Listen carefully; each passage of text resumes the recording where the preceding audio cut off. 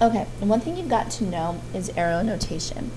With arrow notation, it shows what's called a mapping. A mapping is the rule that works with this. So keep that in mind. So we have a rule. The key thing with this first one is we're going to reflect, the most common reflections you practice are you're going to reflect over the x and y axis, and you're going to reflect over the line y equals x, where your slope is 1 to 1 and your intercept is at the origin for both. So if I sit there and I would reflect, so here would be my pre-image, and I'm going to my image. Notice I go from P to P prime. I reflect over. Notice what doesn't change. X stays the same, okay?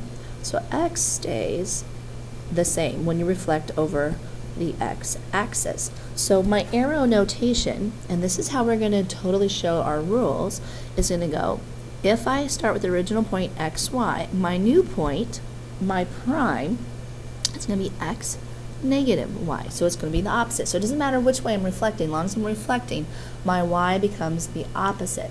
So that's huge. And yes, I do expect you to know those. Then, notice here if I go from my P to P prime, I reflect. Notice the y's don't change. The y's stay the same. When you're reflecting across the y-axis, what changes? The x. So my arrow notation for this one is xy to my new point of, now this is called a mapping. Remember, it maps. It tells us the rules that works. It's going to be a negative x, y. So here's my pre-image. This is my image. Now, what's really unique about the line y equals x is the fact that, notice that both the x and y's have to change, but look at your original image and your pre-image. Notice they flip-flop locations when they go over the line y equals x. So my image is x, y, 2, y, x. These are huge. So make sure I tell you what happens so we memorize a little bit more. Switch. So these mappings, so remember if I say this is mappings on what we're doing. It's also arrow notation. Will tell us how to apply these. And let me show you how this works and how I expect you to do these in class. All right, here we go. There's going to be a lot of graphing, guys, when you do this.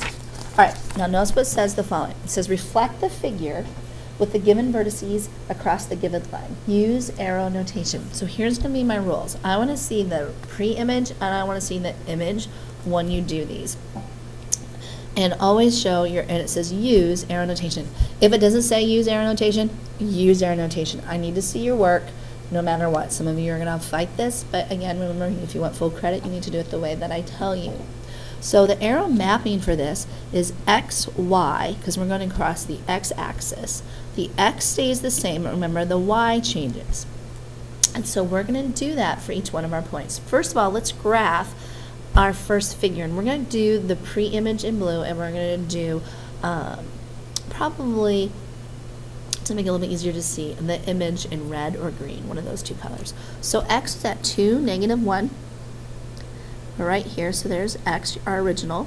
We get y is at negative 4, negative 3. So it's over here is y. And then z is at 3, 2. So we're over here. So it's just kind of a, you know, nice, long, narrow triangle right there. So how am I going to change these? Well, I'm going to do my values. I'm going to put them in. X is a negative, 2, negative 1. So x prime, remember this is going to be my other color. So let's go red. X prime is going to be 2 opposite y. So that'd be positive 1.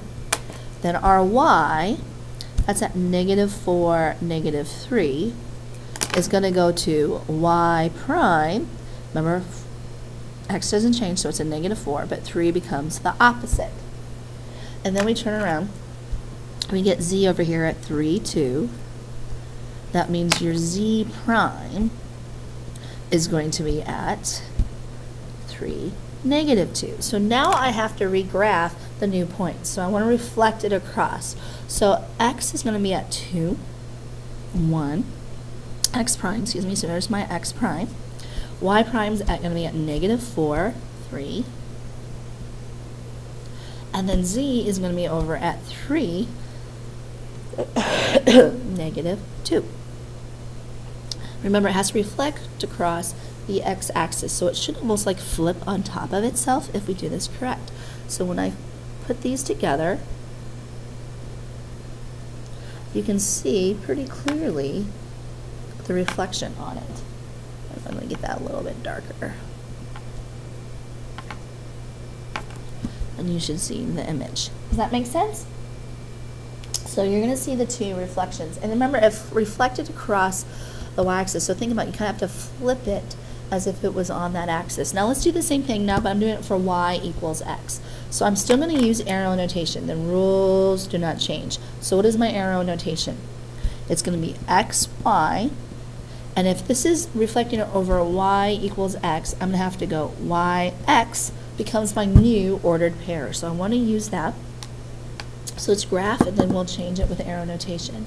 All right, r is going to be at a -2, 2. S is going to be at 5, 0.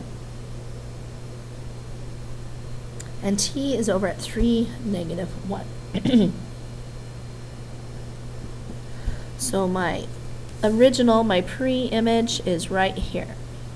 Now remember, I'm trying to reflect over this line, so let me give you the light little line that we're reflecting over. So it should be flipped like this. So this should go on this side, that should go on that side if we flip it correctly. So we put in our points. We got R is at -2, 2. I'm just going to do all these at once. S is at 5, 0. And T over here is at 3, -1. And then we're going to get our primes. And I do want you to mark your primes so remember which point goes with what. So I get R prime goes over here, and it's going to be 2, -2, because remember these two flip-flop spots. And then over here, S prime is going to be at 0, 5, and T prime is going to be at -1, 3. So now I'm going to look at my new image here. So let's graph it real quick. R prime is at 2, -2.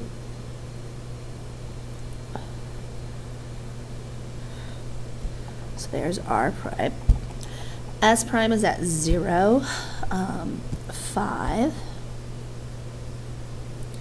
S prime. And T prime is at -1, 3. And if I mark these together,